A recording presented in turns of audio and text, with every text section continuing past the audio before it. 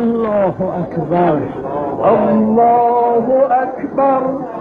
أشهد أن لا إله إلا الله وحده لا شريك له إلها واحدا أحدا الله أكبر. صمدا أشهد أن لا إله إلا الله أبدا لا شريك له. أشهد أن محمدا عبده ورسوله أرسله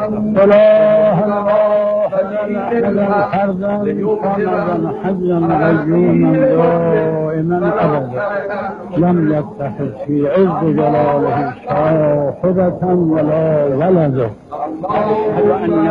وأشهد أن محمدا عبده ورسوله أرسله بالهدى ودين الحق ليظهره على الدين كله. وأشهد أن أمير المؤمنين و11 من أولاده حجج الله على الخلق أجمعين.